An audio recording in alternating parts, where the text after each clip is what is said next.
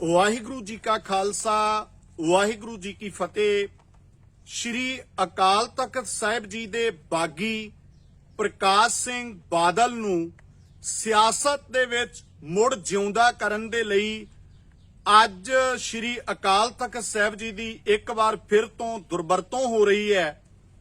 ਅਕਾਲ ਤਖਤ ਸਾਹਿਬ ਦਾ ਬਾਗੀ ਕਿਵੇਂ ਹੈ ਬਾਦਲ, ਮੈਂ ਤੱਥਾਂ ਸਮੇਤ ਕੁਝ ਨੁਕਤੇ ਆਪ ਜੀ ਦੇ ਧਿਆਨ ਵਿੱਚ ਲਿਆਉਣਾ ਚਾਹੁੰਦਾ। 13 ਅਪ੍ਰੈਲ 1978 ਨੂੰ ਸ੍ਰੀ ਅੰਮ੍ਰਿਤਸਰ ਸਾਹਿਬ ਵਿਖੇ ਵਾਪਰੇ ਨਿਰੰਕਾਰੀ ਕਾਂਡ ਦੌਰਾਨ 13 ਸਿੱਖ ਸ਼ਹੀਦ ਹੋਏ ਅਤੇ ਕਈ ਸਿੱਖ ਜ਼ਖਮੀ ਹੋਏ ਸੀ। ਉਸ ਸਮੇਂ ਪ੍ਰਕਾਸ਼ ਸਿੰਘ ਬਾਦਲ ਮੁੱਖ ਮੰਤਰੀ ਸੀ। ਉਹ ਇੱਕ ਲੰਮੀ ਚੌੜੀ ਦਾਸਤਾਨ ਹੈ ਕਿ ਕਿਵੇਂ ਡੀਸੀ ਨਿਰੰਜਨ ਸਿੰਘ ਨੇ ਅਖੌਤੀ ਨਿਰੰਕਾਰੀ ਬਾਬੇ ਨੂੰ ਤੇ ਉਹਦੀ ਪਤਨੀ ਨੂੰ ਆਪਣੀ ਗੱਡੀ ਵਿੱਚ ਬਿਠਾ ਕੇ ਹਰਿਆਣੇ ਦੀ ਹੱਦ ਤੱਕ ਛੱਡ ਕੇ ਆਇਆ ਸੀਗਾ। ਔਰ ਬਾਦਲ ਦੀ ਉਹ ਪੂਰੀ ਜਿਹੜੀ ਭੂਮਿਕਾ ਹੈ ਪੁਰਾਣੇ ਬਜ਼ੁਰਗ ਸਾਰੇ ਜਾਣਦੇ ਹੈ, ਪਰ ਮੈਂ ਸੰਖੇਪ ਰੂਪ ਦੇ ਵਿੱਚ ਕਿ ਕਦੋਂ ਬਾਦਲ ਨੇ ਅਕਾਲ ਤਖਤ ਸਾਹਿਬ ਨੂੰ ਚੈਲੰਜ ਕੀਤਾ, ਅੱਜ ਉਹ ਤੁਹਾਡੇ ਧਿਆਨ ਵਿੱਚ ਲਿਆ ਰਿਹਾ। 10 ਜੂਨ 1978 ਨੂੰ ਸ਼੍ਰੀ ਅਕਾਲ ਤਖਤ ਸਾਹਿਬ ਵੱਲੋਂ ਨਿਰੰਕਾਰੀਆਂ ਦੇ ਖਿਲਾਫ ਹੁਕਮਨਾਮਾ ਜਾਰੀ ਹੋਇਆ ਕਿ ਇਹਨਾਂ ਦਾ ਸਮਾਜਿਕ ਬਾਈਕਾਟ ਕੀਤਾ ਜਾਵੇ, ਇਹਨਾਂ ਨਾਲ ਰੋਟੀ ਬੇਟੀ ਦੀ ਸਾਂਝ ਨਾ ਰੱਖੀ ਜਾਵੇ। ਸਾਧੂ ਸਿੰਘ ਜਥੇਦਾਰ ਸੀ ਉਦੋਂ। ਤਾਂ 10 ਜੂਨ 1978 ਨੂੰ ਇਹ ਹੁਕਮਨਾਮਾ ਜਾਰੀ ਹੁੰਦਾ ਹੈ ਅਕਾਲ ਤਖਤ ਸਾਹਿਬ ਵੱਲੋਂ। ਇਸ ਹੁਕਮਨਾਮੇ ਨੂੰ 17 ਜੂਨ 1978 ਨੂੰ ਪ੍ਰਕਾਸ਼ ਸਿੰਘ ਬਾਦਲ ਨੇ ਕੈਬਨਿਟ ਦੀ ਮੀਟਿੰਗ ਦੇ ਵਿੱਚ ਚੁਣੌਤੀ ਦਿੱਤੀ ਸੀ, ਜਦੋਂ ਬਾਦਲ ਨੇ ਇਹ ਕਿਹਾ ਸੀ ਕਿ ਜਿਹੜਾ ਇਹ ਅਕਾਲ ਤਖਤ ਸਾਹਿਬ ਦਾ ਹੁਕਮਨਾਮਾ ਹੈ ਇਹ ਸਿਰਫ ਉਹਨਾਂ ਲਈ ਹੈ ਜਿਹੜੇ ਅਕਾਲ ਤਖਤ ਸਾਹਿਬ ਦੇ ਵਿੱਚ ਵਿਸ਼ਵਾਸ ਰੱਖਦੇ ਨੇ ਜਾਂ ਅਕਾਲ ਤਖਤ ਸਾਹਿਬ ਨੂੰ ਸਮਰਪਿਤ ਨੇ। ਇਹਦਾ ਮਤਲਬ 1978 ਚ ਬਾਦਲ ਇਹ ਕਬੂਲ ਕਰ ਰਿਹਾ ਸੀ ਕਿ ਮੈਂ ਅਕਾਲ ਤਖਤ ਸਾਹਿਬ ਨੂੰ ਸਮਰਪਿਤ ਨਹੀਂ ਹਾਂ। ਇਹ ਸਾਰੀ ਜਿਹੜੀ ਰਿਪੋਰਟ ਹੈ 18 ਜੂਨ 1978 ਦੇ ਅਕਾਲੀ ਪੱਤਰਕਾ ਦੇ ਵਿੱਚ ਵੀ ਛਪੀ ਸੀਗੀ। ਇਸ ਤੋਂ ਬਾਅਦ ਇੱਥੇ ਹੀ ਅਜੇ ਵਸ ਨਹੀਂ, ਉਹਨਾਂ ਨਿਰੰਕਾਰੀਆਂ ਨੇ ਹੀ 27 ਅਗਸਤ 1979 ਨੂੰ ਦੁਬਾਰਾ ਫੇਰ ਸਿੱਖਾਂ ਦੀ ਅਣਖ ਨੂੰ ਬੰਗਾਰਿਆ। ਜਿਹੜੇ 1978 ਵਿੱਚ 13 ਸਿੱਖਾਂ ਦਾ ਕਤਲ ਕਰਕੇ ਗਏ ਸੀ, 1979 ਵਿੱਚ ਫਿਰ ਉਹਨਾਂ ਨੇ 27 ਅਗਸਤ ਨੂੰ ਅੰਮ੍ਰਿਤਸਰ ਸਾਹਿਬ ਦੀ ਧਰਤੀ ਤੇ ਆਪਣਾ ਪ੍ਰੋਗਰਾਮ ਉਲੀਕਿਆ। ਤਾਂ 2 ਦਿਨ ਪਹਿਲਾਂ 25 ਅਗਸਤ 1979 ਨੂੰ ਮੁੱਖ ਮੰਤਰੀ ਪ੍ਰਕਾਸ਼ ਸਿੰਘ ਬਾਦਲ ਨੇ ਅੰਮ੍ਰਿਤਸਰ ਸਾਹਿਬ ਦੇ ਪ੍ਰਸ਼ਾਸਨ ਨੂੰ ਕਿਹਾ ਕਿ ਇਹ ਜਿਹੜਾ ਨਿਰੰਕਾਰੀਆਂ ਦਾ ਪ੍ਰੋਗਰਾਮ ਹੈ ਨਿਰਵਿਘਨਤਾ ਨਾਲ ਚੱਲਣਾ ਚਾਹੀਦਾ ਹੈ। ਕੋਈ ਵੀ ਬੰਦਾ ਜਿਹੜਾ ਇਸ ਪ੍ਰੋਗਰਾਮ ਦਾ ਵਿਰੋਧ ਕਰੇ ਉਹਨੂੰ ਸਖਤੀ ਦੇ ਨਾਲ ਨਿਪਟਿਆ ਜਾਵੇ, ਉਹਦੇ ਤੇ ਸਖਤੀ ਕੀਤੀ ਜਾਵੇ। ਬਕਾਇਦਾ ਇਹ ਸਾਰੀਆਂ ਰਿਪੋਰਟਾਂ ਉਸ ਵੇਲੇ ਦੇ ਮੀਡੀਆ ਵਿੱਚ ਆਈਆਂ ਸੀ। 26 ਫਰਵਰੀ 1978 ਦੇ ਇੰਗਲਿਸ਼ ਟ੍ਰਿਬਿਊਨ ਦੇ ਵਿੱਚ ਵੀ ਇਹਦੀ ਨਿਊਜ਼ ਹੈ ਜਿਹੜੀ ਲੱਗੀ ਸੀਗੀ, ਜਿਹੜੀ ਹਦਾਇਤ ਬਾਦਲ ਨੇ ਪ੍ਰਸ਼ਾਸਨ ਨੂੰ ਕੀਤੀ। ਇੱਥੇ ਅਜੇ ਵਸ ਨਹੀਂ, ਸਨ 1979 ਦੇ ਵਿੱਚ ਜਦੋਂ ਜਥੇਦਾਰ ਗੁਰਦਿਆਲ ਸਿੰਘ ਅਜਨੋਹਾ ਨੇ ਪ੍ਰਕਾਸ਼ ਸਿੰਘ ਬਾਦਲ ਨੂੰ ਅਕਾਲ ਤਖਤ ਸਾਹਿਬ ਤੇ ਤਲਬ ਕੀਤਾ, ਤਾਂ ਬਾਦਲ ਉਹ ਪਹਿਲਾ ਬੰਦਾ ਹੈ ਜਿਨੇ ਇਹ ਜਵਾਬ ਭੇਜਿਆ ਅਕਾਲ ਤਖਤ ਤੇ ਜਥੇਦਾਰ ਨੂੰ ਕਿ ਮੈਂ ਇੱਕ ਮੁੱਖ ਮੰਤਰੀ ਹਾਂ। ਮੁੱਖ ਮੰਤਰੀ ਕਦੇ ਅਕਾਲ ਤਖਤ ਸਾਹਿਬ ਤੇ ਪੇਸ਼ ਨਹੀਂ ਹੁੰਦਾ, ਜਦੋਂ ਕਿ ਸਾਰੇ ਸੱਜਣ ਇਸ ਗੱਲ ਨੂੰ ਭਲੀ ਭਾਂਤ ਜਾਣੂ ਨੇ ਕਿ ਸ਼੍ਰੀ ਅਕਾਲ ਤਖਤ ਸਾਹਿਬ ਦੀ ਪਵਿੱਤਰਤਾ ਨੂੰ ਕਾਇਮ ਰੱਖਦਿਆਂ ਸ਼ੇਰੇ ਪੰਜਾਬ ਮਹਾਰਾਜਾ ਰਣਜੀਤ ਸਿੰਘ ਵੀ ਅਕਾਲ ਤਖਤ ਸਾਹਿਬ ਤੇ ਪੇਸ਼ ਹੋਇਆ ਸੀਗਾ। ਇੱਥੋਂ ਤੱਕ ਜੇ ਬਹੁਤਾ ਦੂਰ ਨਾ ਜਾਈਏ ਤਾਂ ਭਾਰਤ ਦਾ ਰਾਸ਼ਟਰਪਤੀ ਗਿਆਨੀ ਜੈਲ ਸਿੰਘ ਅਕਾਲ ਤਖਤ ਸਾਹਿਬ ਤੇ ਪੇਸ਼ ਹੋਇਆ। ਗ੍ਰਹਿ ਮੰਤਰੀ ਬੂਟਾ ਸਿੰਘ ਅਕਾਲ ਤਖਤ ਸਾਹਿਬ ਤੇ ਪਹੁੰਚਿਆ। ਮੁੱਖ ਮੰਤਰੀ ਸੁਰਜੀਤ ਸਿੰਘ ਬਰਨਾਲਾ ਵੀ ਅਕਾਲ ਤਖਤ ਸਾਹਿਬ ਤੇ ਗਿਆ ਸੀਗਾ। ਪੇਸ਼ ਹੁੰਦੇ ਰਹੇ ਬੰਦੇ, ਪਰ ਇੱਕੋ ਇੱਕ ਬੰਦਾ ਹੈ ਜਦੋਂ ਅਕਾਲ ਤਖਤ ਸਾਹਿਬ ਨੇ ਇਹਨੂੰ ਤਲਬ ਕੀਤਾ, ਇਹ ਕਹਿੰਦਾ ਮੈਂ ਮੁੱਖ ਮੰਤਰੀ ਆ, ਮੈਂ ਨਹੀਂ ਆਉਂਦਾ।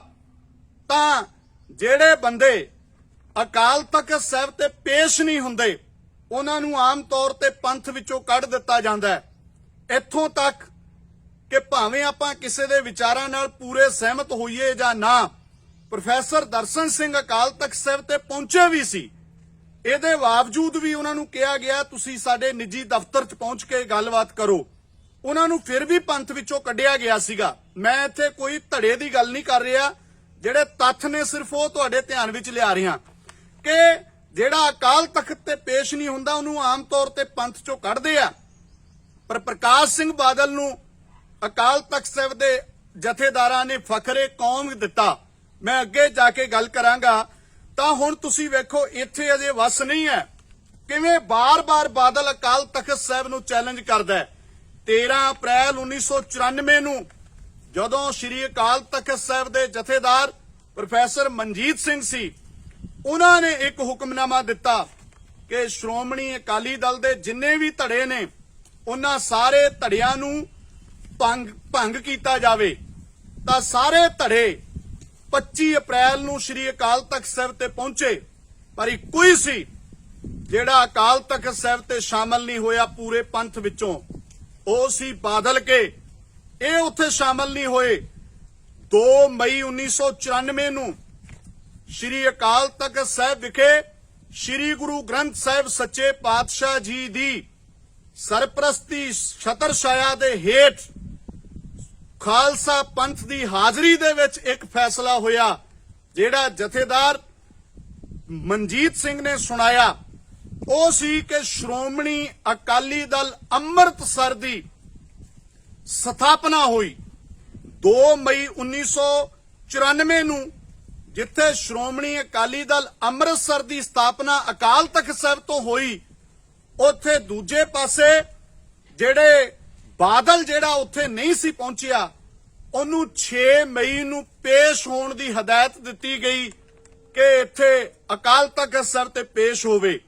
ਤਾਂ ਪ੍ਰਕਾਸ਼ ਸਿੰਘ ਬਾਦਲ ਨੇ ਪੇਸ਼ ਹੋਣ ਦੀ ਥਾਂ ਤੇ, ਨਿਮਰਤਾ ਨਾਲ ਪੇਸ਼ ਹੋਣ ਦੀ ਥਾਂ ਤੇ, ਇਹ ਬਾਦਲ 6 ਮਈ ਨੂੰ ਆਇਆ, ਪੂਰਾ ਹਜੂਮ ਲੈ ਕੇ ਧਾੜਵੀਆਂ ਵਾਂਗ ਅਕਾਲ ਤਖਤ ਸਾਹਿਬ ਤੇ ਪਹੁੰਚਿਆ।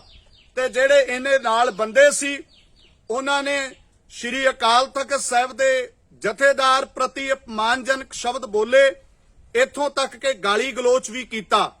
ਪ੍ਰਕਾਸ਼ ਸਿੰਘ ਬਾਦਲ ਨੇ ਅਕਾਲ ਤਖਤ ਦੇ ਜਥੇਦਾਰ ਪ੍ਰੋਫੈਸਰ ਮਨਜੀਤ ਸਿੰਘ ਨੂੰ ਅੰਦਰ ਵੜ ਕੇ ਉੱਥੇ ਧਮਕਾਇਆ ਅਤੇ ਕਿਹਾ ਕਿ ਤੁਹਾਨੂੰ ਇਸ ਤਰ੍ਹਾਂ ਦੇ ਕੰਮ ਨਹੀਂ ਕਰਨੇ ਚਾਹੀਦੇ।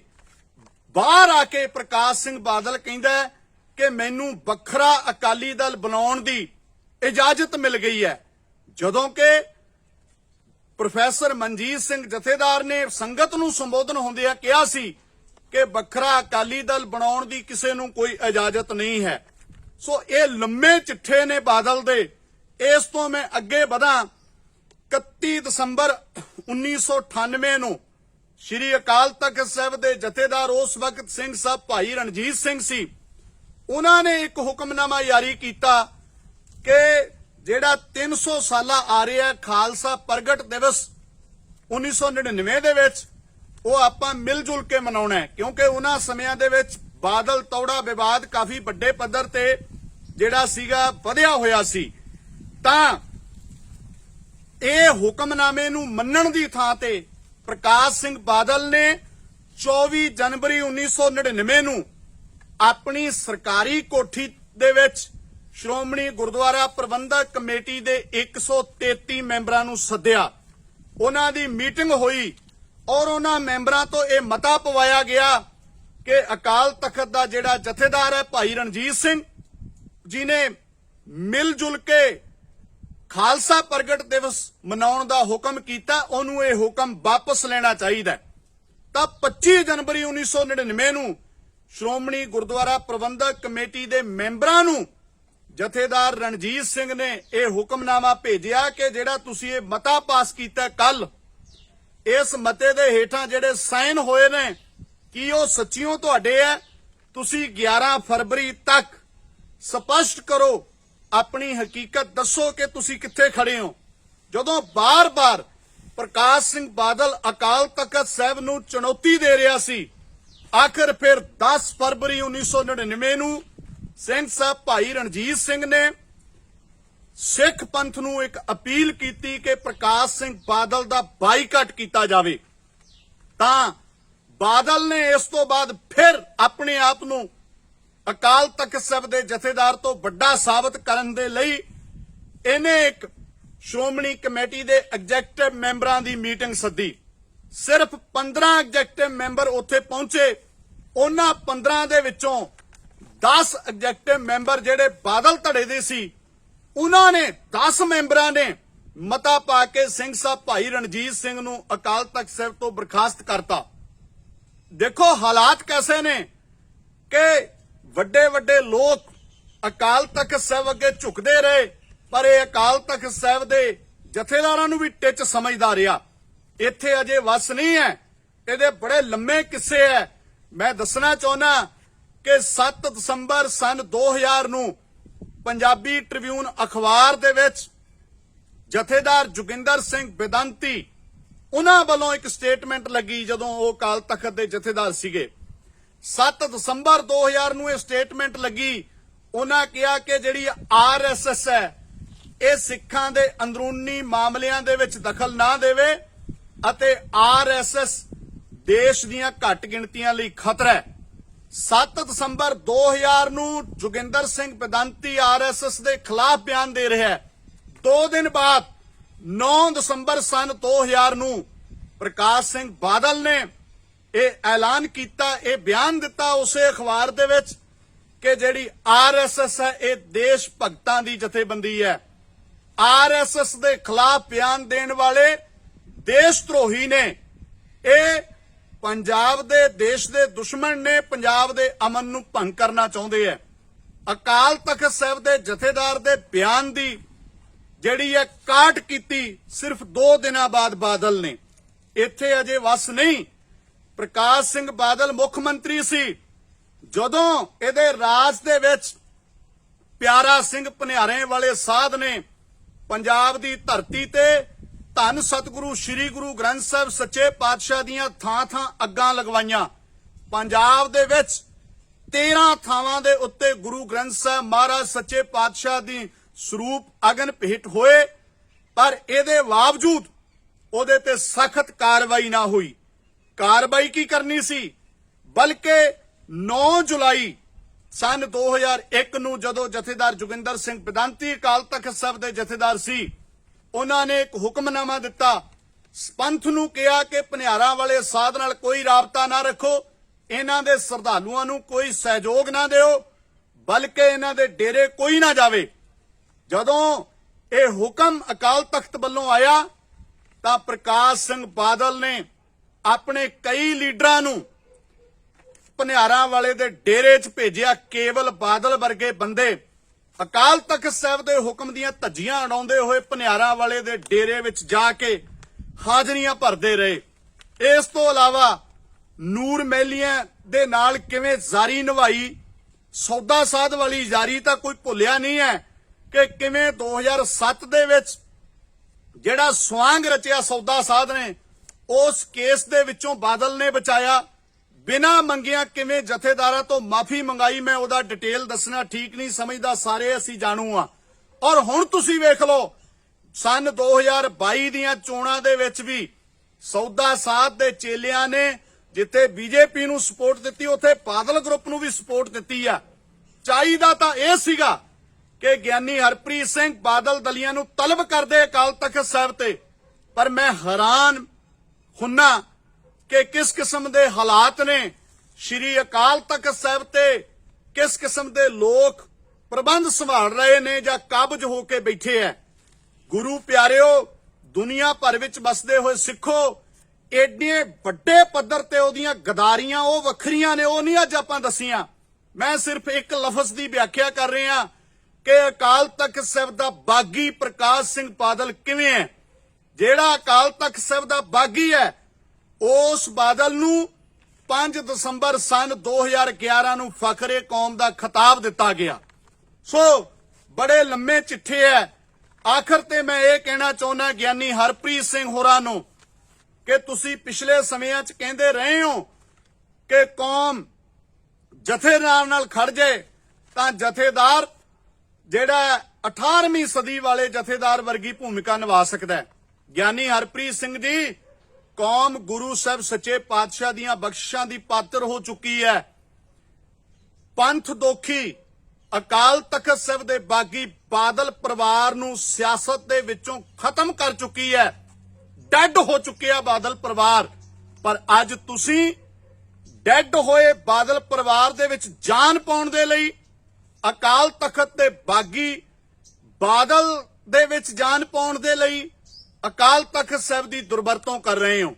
ਜੇ ਆਪਣੇ ਅੰਦਰ ਇਮਾਨਦਾਰੀ ਹੈ ਤਾਂ ਸਭ ਤੋਂ ਪਹਿਲਾ ਕੰਮ ਕਰੋ ਕਿ ਜਿਹੜਾ ਫਖਰੇ ਕੌਮ ਦਿੱਤਾ ਗਿਆ ਪ੍ਰਕਾਸ਼ ਸਿੰਘ ਬਾਦਲ ਨੂੰ, ਜਿਹੜਾ 5 ਦਸੰਬਰ 2011 ਨੂੰ ਦਿੱਤਾ ਸੀ, ਉਹ ਫਖਰੇ ਕੌਮ ਵਾਪਸ ਲਓ ਤੇ ਉਸ ਤੋਂ ਬਾਅਦ ਇਹਨਾਂ ਨੂੰ ਅਕਾਲ ਤਖਤ ਤੇ ਤਲਬ ਕਰੋ, ਇਹਨਾਂ ਤੇ ਸਖਤੀ ਨਾਲ ਐਕਸ਼ਨ ਲਓ ਤਾਂ ਜੋ ਸਾਰੀ ਕੌਮ ਦਾ ਭਰੋਸਾ ਤੁਹਾਡੇ ਤੇ ਵੱਜ ਸਕੇ। ਸਤਿਗੁਰ ਸੱਚੇ ਪਾਤਸ਼ਾਹ ਬਖਸ਼ਿਸ਼ ਕਰਨ।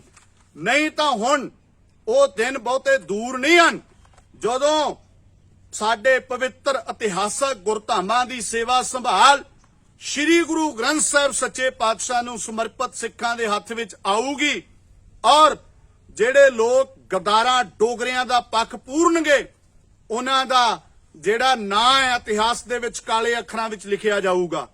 ਇੰਨੀਆਂ ਬੇਨਤੀਆਂ ਪ੍ਰਵਾਨ ਕਰਿਓ। ਭੁੱਲਾਂ ਚੁੱਕਾਂ ਲਈ ਮਾਫੀ ਚਾਹਾਂਗਾ। ਪ੍ਰੂਫ ਬਹੁਤ ਜ਼ਿਆਦਾ ਨੇ, ਮੈਂ ਤੱਥਾਂ ਸਮੇਤ ਬਹੁਤ ਸੰਖੇਪ ਦੇ ਵਿੱਚ ਕੋਸ਼ਿਸ਼ ਕੀਤੀ ਹੈ ਕਿ ਇਹ ਪ੍ਰਕਾਸ਼ ਸਿੰਘ ਬਾਦਲ ਅਕਾਲ ਤਖਤ ਦਾ ਬਾਗੀ ਕਿਵੇਂ ਹੈ।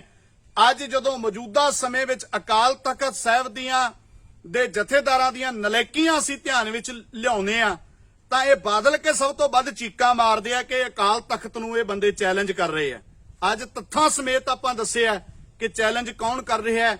ਗੁਰੂ ਖਾਲਸਾ ਪੰਥ ਜੀ ਸ੍ਰੀ ਗੁਰੂ ਗ੍ਰੰਥ ਸਾਹਿਬ ਸੱਚੇ ਪਾਤਸ਼ਾਹ ਤੇ ਭਰੋਸਾ ਰੱਖ ਕੇ ਆਓ ਇੱਕ ਮੁਠਤਾ ਦੇ ਨਾਲ ਪਵਿੱਤਰ ਇਤਿਹਾਸਕ ਗੁਰਧਾਮਾਂ ਵੱਲ ਵਧੀਏ।